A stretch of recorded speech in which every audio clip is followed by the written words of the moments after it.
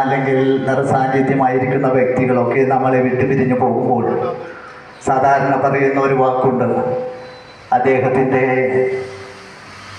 വേർപാട് ഒരിക്കലും നികത്താൻ പറ്റാത്ത ഒരു വിടവായി നാം കാണുന്നു എന്നൊക്കെ പറയുന്നു. എങ്കിൽ നമ്മുടെ 89-90 ബാച്ചിനെ സംബന്ധിച്ചോടൊപ്പം സിന്ധുവിൻ്റെ വിയോഗം ഒരു തീരാ നഷ്ടവും നികത്താൻ പറ്റാത്തൊരു, അക്ഷരാർത്ഥത്തിൽ നികത്താൻ പറ്റാത്തൊരു വിടവായി ഇന്നും നിലനിൽക്കുന്നു എന്ന് തന്നെയാണ് പറയേണ്ടിയിരിക്കുന്നത്. ശ്രീ ശ്രീകാന്ത്, ഈ അനുസ്മരണ ചടങ്ങ് ആശംസകൾ അറിയിക്കാവും വേദിയിലിരിക്കുന്ന മനോ, ഷാജഹാൻ, രജനി, ബിജു കല്ലേരി. വിശിഷ്ടമായിട്ട് നമ്മുടെ ഈ പരിപാടി, ഇങ്ങനൊരു പരിപാടി ഉണ്ടെന്ന് അറിഞ്ഞിട്ട് നമ്മുടെ ഒപ്പം ഈ ചടങ്ങിന് പങ്കെടുക്കാനായിട്ടുള്ള ശ്രീ രാധാകൃഷ്ണൻ ചേട്ടൻ, മക്കളെ, എൻ്റെ പ്രിയപ്പെട്ട കൂട്ടുകാരികളെ, ശിവാനന്ദൻ്റെ അമ്മ,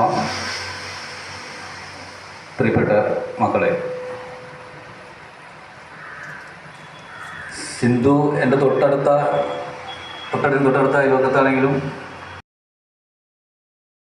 1ാം ക്ലാസ് മുതൽ 10ാം ക്ലാസ് വരെ ഒരേ ക്ലാസ്സിലായിരുന്നു ഞങ്ങൾ പഠിച്ചിരുന്നത്.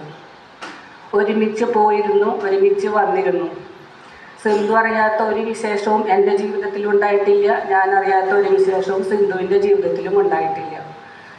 5ാം ക്ലാസ്സിൽ കൽപ്പറമ്പ് സ്കൂളിൽ മാറിയിട്ട് 10ാം ക്ലാസ് വരെ, അതിനിടയിൽ ഒരു കൊല്ലം ഞങ്ങളേക്ക് തോന്നുന്നു 10ാം ക്ലാസ്സിലാണെന്ന് തോന്നുന്നു, ഷഫിൾ ചെയ്തപ്പോൾ ഞാനും സിന്ധുവും വേറെ ക്ലാസ്സിലായി. അത് രണ്ടുപേർക്കും സഹിക്കാൻ പറ്റില്ല എന്ന് കണ്ടപ്പോൾ ഇന്ദിര ടീച്ചറെ കണ്ട് അമ്മ റിക്വസ്റ്റ് ചെയ്ത് ഞങ്ങളെ ഒരേ ക്ലാസ്സിലാക്കുകയാണ് ഉണ്ടായത്. കുറിച്ച് വളരെ വിശദമായിട്ട് എന്നോട് പറഞ്ഞത് രജനിയാണ്. അതും ഒരുപാട് കാലങ്ങൾക്ക് ശേഷം. നമ്മുടെ ഈ ഗ്രൂപ്പ് തുടങ്ങുന്ന കാലഘട്ടങ്ങളിലുള്ള ഓരോ സുഹൃത്തുക്കളോടും നമുക്കുള്ള ഒരു ചിന്താഗതി അല്ലെങ്കിൽ അവരുടെ കാഴ്ചപ്പാടുകൾ വ്യത്യസ്തമായി. പല നാനാ ഭാഗത്തു നിന്നും, നാനാ തരത്തിലുള്ള, നാനാ സാഹചര്യത്തിൽ നിന്നും വന്ന നമ്മുടെ കൂട്ടുകാർ. മുമ്പ് നമുക്കറിയാം, SSLCക്ക് പഠിക്കുമ്പോഴൊന്നും അടുത്ത ബെഞ്ചിൽ പോലും ഇരിക്കാൻ ആരും മെനക്കെട്ടിരുന്നില്ല, സംസാരിക്കുമായിരുന്നില്ല. ഒരു പേനയോ പെൻസിലോ കടം പോലും വാങ്ങിക്കാൻ പുരുഷ സുഹൃത്തുക്കൾ സ്ത്രീകളുടെ അടുത്തേക്ക് പോകുമായിരുന്നില്ല.